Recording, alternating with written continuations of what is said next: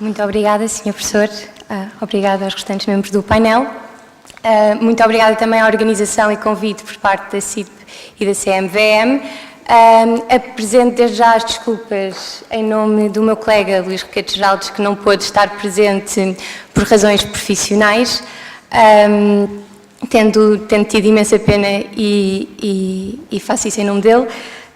Passo então a fazer uma breve explicação sobre o conteúdo da nossa apresentação. A nossa apresentação irá fazer uma breve introdução às Initial Coin Offerings, o que é que são as ICOs. Nós tínhamos previsto uma informação muito breve sobre blockchain, eu vou passar à frente porque acho que ela foi extensamente tratada e explicada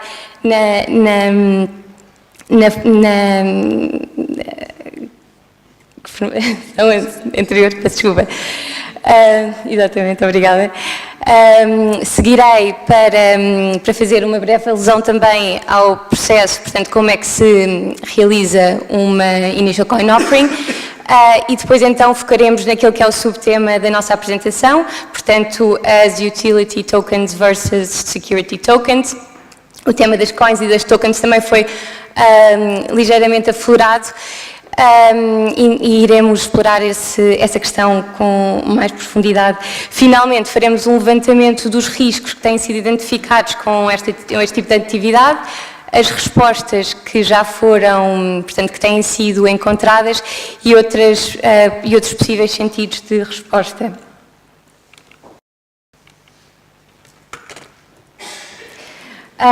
As Initial Coin Offerings, ou Token Sales, ou Coin Sales, Token Generation Events ou Token Distribution Events, são outras expressões que usualmente são utilizadas para descrever este fenómeno.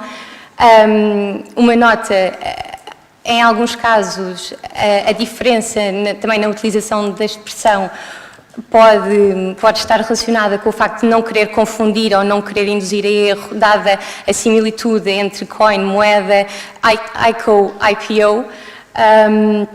E, portanto, por vezes podemos então utilizar estas expressões alternativas que delimitam a realidade num outro contorno. Em português, ICOs podemos traduzir para emissões de moeda virtual, representam uma forma de angariação digital de fundos, usualmente por empresas tecnológicas emergentes, é feita através da blockchain, pela emissão de coins ou tokens que conferem direitos relativamente a um projeto que se pretende financiar, em contrapartida do recebimento de moedas virtuais, em regra Bitcoin ou Ether, ou menos comum de moeda real. Eu vou passar este slide à frente, porque já foi explicado. Em termos de como é que se processa uma ICO, o que é que faz uma empresa que se quer financiar através de uma Initial Coin Offering? Essencialmente, começa por redigir um artigo. Esse artigo, que é o chamado White Paper, é o único documento informativo que é produzido no âmbito de uma Initial Coin Offering. Ele é um documento, não é necessariamente desprovido de informação, podem não ser a informação mais elucidativa, mais clara, mais completa para efeitos de investimento. Normalmente é muito extenso ao nível das características técnicas do produto, do serviço que se pretende desenvolver. Mas isso só será compreensível para alguém que domine esse tipo de linguagem informática e não para um leigo, para uma pessoa que esteja apenas a pensar em investir ou adquirir o token para depois utilizar o produto final. Confesso que já tive a oportunidade de olhar para alguns white papers, em todos procurei uma secção que me indicasse que tipos de direitos ou o que é que eu poderia fazer após ter adquirido o token, nunca encontrei. Também nunca encontrei uma secção que me indicasse morada e identificação dos promotores, dos emitentes deste tipo de ofertas. Encontrei imensa informação que me era completamente imperceptível, porque toda ela é com base em lógica computacional e, portanto, admito que para qualquer pessoa comum, portanto, para qualquer consumidor comum ou investidor não profissional, não há nenhum conteúdo que lhe permita absorver que tipo de estatuto é que terá, que tipo de faculdades é que poderá exercer no futuro. para além da publicação do white paper, o white paper é publicado no site do emitente e também já, muitas vezes, noutras plataformas, portanto, noutros sites que fazem esta promoção. Peço desculpa. E também já há alguns comportamentos de marketing, aqui um bocadinho de roadshow, de beauty pageant, que se vê noutras situações paralelas. O white paper tem a informação sobre o montante mínimo que a ICO pretende angariar, portanto, sem o qual ela não é eficaz, e o período em que vai estar aberta para que os investidores possam subscrever os tokens. Também, por vezes, temos um período de pré-venda, portanto, em que pode haver intenções prévias relativamente a intenções de compra e é recolhida essa informação. Após a emissão, se ela for bem sucedida, o que acontece essencialmente é os tokens vão ser creditados em e-wallets, tudo isto através da tecnologia blockchain, e estas transações são registadas nos Distributed Ledger, na Distributed Ledger Technologies, que é uma espécie de sinónimo para blockchain, mas associada à sua funcionalidade de registro de transações. Uma nota só, porque é muito prática e eu acho que é interessante perceber essa componente. Estas transações, essencialmente o que acontece é que cada investidor, cada pessoa interessada em adquirir a token, tem uma chave criptográfica, portanto, quando se fala em criptografia, etc., é um código alfanumérico. Esse código alfanumérico é a identificação do investidor, portanto, é aí que reside um bocadinho o anonimato deste tipo de transações e é a morada da blockchain, portanto, é através desse encontro de informações, quer a pessoa que compra, quer pela pessoa que vende, é por esse encontro de informações que é validado na rede da blockchain, que depois estas transações se concluem. Portanto, com a ICO, o que temos é a criação de um token. O token não é, portanto, não é uma forma de obtenção de financiamento normal, até porque não estamos a falar, quando falamos no volume económico que este tipo de atividades conseguem angariar, não estamos a falar de dinheiro, estamos a falar em equivalência, porque o que acontece hoje em dia, por regra, faz uma ICO, essa ICO é subscrita em Bitcoin ou Ether, e o Ether é que a Bitcoin tem uma conversão, uma taxa de conversão, como teria uma outra qualquer moeda, para moeda real, portanto, moeda com curso real, seja dólar, seja euro. A token eu acho a forma mais fácil de descrever, será então, é um título digital. É um título digital que confere direitos ao seu titular. Esses direitos, em regra, não são direitos que ele possa exercer desde logo, porque o produto que está a ser financiado é um produto que está a ser desenvolvido e, portanto, também há esta componente de exercício de adquirir portanto, um título relativamente a um direito futuro que não se sabe muito bem se virá a ser concretizado ou não. Há uma expressão, a definição que, entretanto, a Autoridade de Supervisão de Singapura encontrou, parece-me bastante interessante, digital token is a cryptographical secured representation of a token holder's right to receive a benefit or to perform specified functions.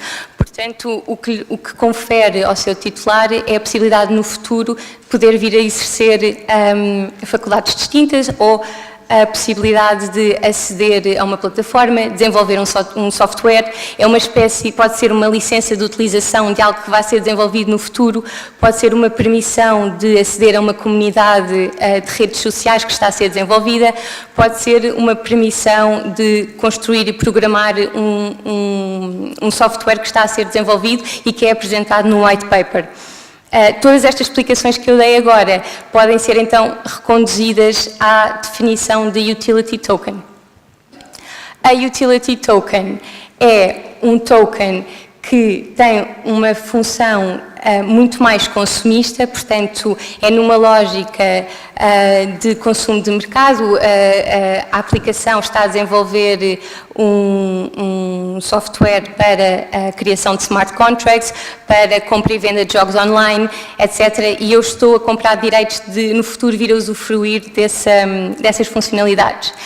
Os utility tokens têm ainda uma segunda grande divisão, que é provavelmente a mais conhecida, que tem atraído mais ou menos, portanto, a parte da security token a que tem atraído mais atenção, que é as payment tokens, ou seja, as criptomoedas.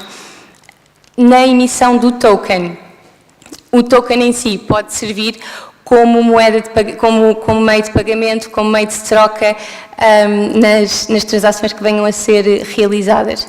Nesta funcionalidade, ele pode estar associado à utility e pode ser-se completamente separado e funcionar, como funciona no caso da Bitcoin e da Ether, como meios de pagamento autónomos, mesmo como unidades de conta ou reserva de valor, e é habitual. Sempre que há uma nova ICO, ela ser feita por referência, por exemplo, ao valor da Bitcoin, ao valor do Ether, para se perceber como é que deve ser avaliada. Finalmente, relativamente às security tokens, este tipo de tokens tem uma configuração completamente distinta, porque conferem direitos relativos a ativos financeiros com uma expectativa de retorno. Pode ser uma mais-valia, pode ser rendimentos. E por vezes são negociados com referência a um ativo subjacente. No caso das security tokens, é dos temas que têm levantado mais discussão em termos de necessidade de legislação, tem despertado imenso interesse, por exemplo, por parte de todas as autoridades de supervisão, basicamente, em especial a SEC. Já tomou decisões relativas a alguns ICOs em que proibiu a sua circulação e determinou que essas emissões tinham sido, na verdade, emissões que estariam abrangidas por securities laws e que, portanto, tinham que observar todas as regras de licenciamento, aprovação de prospectos, etc., que não tinham sido observadas. É a questão que tem que ser debatida e que é desenvolvida e, basicamente, neste momento as orientações que existem é se o instrumento que é emitido se comporta como um valor mobiliário, se tem essas características, portanto, se pode ser reconduzido a um documento que representa uma situação jurídica homogénea, que é emitida em massa e é negociado em mercado, então temos que o tratar como valor mobiliário, temos que lhe aplicar as regras de mercado de capitais que existem. No caso dos Estados Unidos, eles têm um teste, o Howey Test, que decorre de uma sentença, portanto, de um precedente judicial. Foi o que aplicaram nesses ICOs, fizeram o Howey Test, chegaram à conclusão que estava em causa, portanto, nessas ICOs estavam em causa contratos de investimento e, portanto, que os instrumentos em causa eram securities. No nosso caso, temos que nos remeter à legislação nacional, para poder identificar em cada momento se estaremos ou não perante um valor mobiliário, se justifica ou não algum tipo de atuação, de regulamentação, se essas entidades estão que ficar sujeitas a licenciamento, à aprovação de prospecto, a outras regras como regras sobre abuso de mercado, regras sobre a MiFID e a IFMD. Nós incluímos aqui este gráfico só porque achámos que seria relevante para se perceber a diversidade que existe sobre este tema. Portanto, já foram, só em 2017, isto foi a diferença de setores de empresas que emitiram ICOs. Temos como principal as infraestruturas, seguidas de finança, depois logo a seguir trading and investment, portanto só o finance e trading and investment estamos a falar sempre de atividades parafinanceiras, vão ter sempre um conteúdo de uma natureza financeira e muitas outras podemos ver que têm sido desenvolvidas. Aqui nós tínhamos incluído também, eu vou ser breve porque também não quero consumir muito mais tempo, mas estes são alguns dos principais ICOs em 2017. Podemos ver o ICO da Redac, que é uma empresa que desenvolve smart contracts e machine-to-machine payments. Conseguiu angariar o valor equivalente a 258 milhões de dólares. A Filecoin também é uma empresa de armazenamento de dados que basicamente permite aos seus utilizadores recolher, portanto, associar os seus aparelhos, seja um smartphone, seja um computador, e arrendar espaço de armazenamento não utilizado. Riscos para o mercado e investidores, e fazendo a ponte com o slide anterior. Há três situações que gostava, três exemplos concretos que gostava de vos expor, porque acho muito interessante. O exemplo da Dow, quase toda a gente conhece.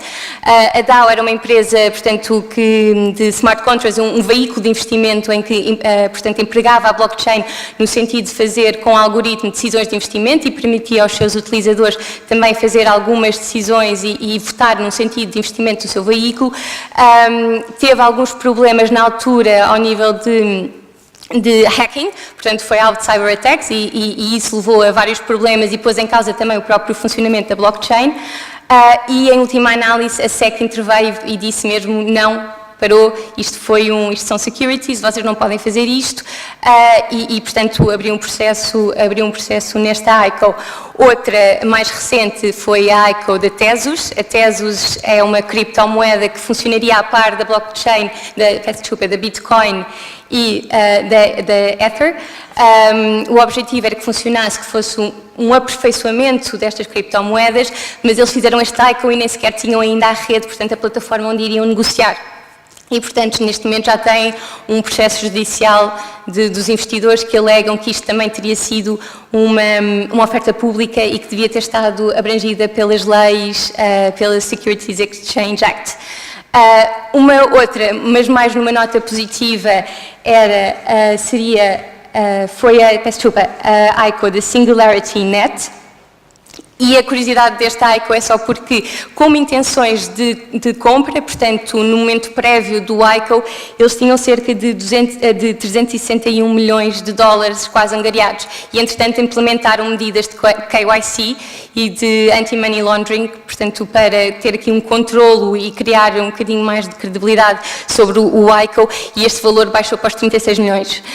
E, portanto, também perceber como é que o mercado responde e como é que os investidores interagem com este fenómeno, que é uma forma de percebermos os riscos que estão associados. A ausência de regulamentação foi aqui já falada, eu não vou voltar a falar, mas é um tema, quer dizer, não é bem a ausência, porque nas situações análogas temos regulamentação e temos de estender e saber aplicar com proporcionalidade essa legislação. Volatilidade de preço é um dos principais problemas deste mercado, ele é extremamente price sensitive e é super impressionável, portanto, só a Bitcoin, o ano passado, quando o governo chinês proibiu a Bitcoin, caiu quase 2 mil dólares num dia. Houve também uma decisão da SEC que impediu uma plataforma de negociação, também de um dia para o outro baixou imenso, portanto é um mercado extremamente volátil. As simetrias de informação já hoje aqui também foram discutidas, mas aqui são gritantes, porque a verdade é que o white paper não é suficiente para que os investidores possam conhecer o alcance dos seus direitos, para que percebam como se irão movimentar e o que poderão fazer com as suas tokens. A exposição a fraude ou exposição a atividades ilícitas é um problema dada o anonimato tendencial da blockchain e a dificuldade de implementar sistemas de controlo de KYC e de branqueamento de capitais, os riscos operacionais que já se verificaram, porque o sistema não é inquebrável, como se dizia que era, ele é suscetível a ataques, a ausência de liquidez, porque é um sistema, portanto, dentro do sistema há alocação de valor, mas é uma alocação de valor paralela à economia real e, portanto, nós quisermos resgatar, de certa forma, este investimento que é feito, dificilmente podemos converter isto novamente em moeda concurso legal. E depois o facto de estarmos a falar de projetos ou empresas em fase muito preliminar, portanto, sem track record, sem aqui uma certificação de pares em que possamos assentar para efeitos de fazer uma escolha racional. E isto culmina, então, na possibilidade de perda ou totalidade de investimento. Estes riscos foram todos eles já identificados, de certa forma, pela ESA, pela ESMA, pela EIOPA, pela IOSCO, portanto, praticamente por todas as autoridades de supervisão têm vindo a identificar este tipo de riscos. Este slide é ilustrativo do crescimento dos ICOs só em 2017, Um minuto? Vou terminar. E, portanto, do crescimento dos ICOs, que só uma nota, em 2017 angariaram um valor equivalente a cerca de 4 bilhões de dólares. Este slide não interessa. Finalmente, as respostas regulatórias, já falámos sobre elas. Portanto, a possibilidade de estender a aplicação quando os fenómenos tenham características de analogia, a possibilidade também de estender a aplicação relativa à proteção de consumidores e comércio eletrónico, no caso das utility tokens, que são produtos de consumo. Se devemos adotar uma consulta mais de monitorizar este mercado, perceber como é que ele vai funcionar, perceber como é que se comporta e para já não atuar na construção de regimes especiais, ou se então é precisa já uma resposta imediata para o fazer e essencialmente este é um fenómeno tecnológico inovador, a blockchain veio para ficar. Os ICOs não necessariamente, é preciso ver como é que vão funcionar, como é que se podem legitimizar e criar é preciso criar reputação, é preciso criar credibilidade e isso constrói-se com informação e com transparência. Muito obrigada, é tudo.